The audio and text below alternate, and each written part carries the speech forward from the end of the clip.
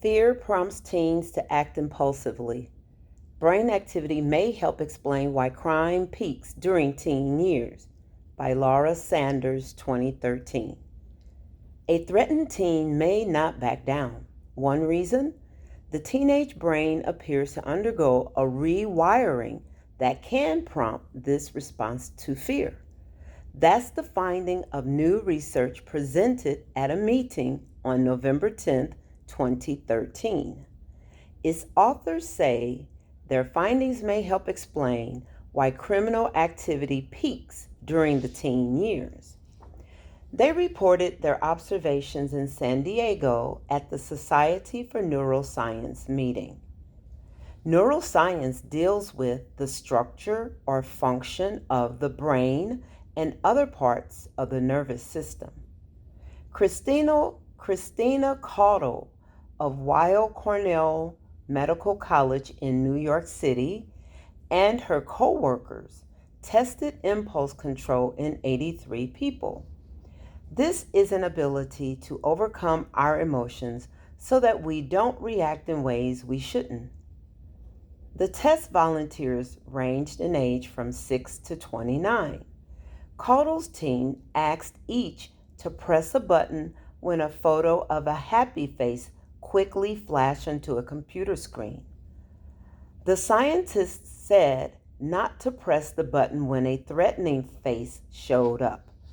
People between the ages of 13 and 17 were more likely than at any other age to push the button when shown a face with a threatening expression. This reaction was viewed as evidence of poor impulse control. The scientists wanted some idea of what was happening in the volunteers' brains during the tests, so they performed brain scans using what is known as functional magnetic resonance imaging. These scans showed that when people looked at the faces, activity sometimes increased in a brain area called the orbital frontal cortex. In fact, it only increased when someone successfully avoided pushing the button. That suggests this part of the brain helps curb the impulse to react inappropriately, Caudle reported. Her team doesn't know why younger children don't show the same poor impulse control when viewing a threatening face. More studies could determine how parts of the brain that control behavior grow and change during the teen years, Caudle said. Her team's findings also may help explain recent trends in teen fighting. Roughly 5 out of every 100 teen girls in the United States and twice as many boys report experiencing serious violence, a recent study found. It linked that violence to drop in IQ.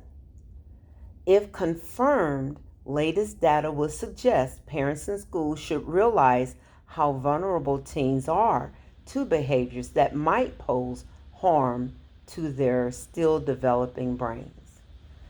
Now you will complete the soapstone graphic organizer and the character conflict chart in Romeo and Juliet chart.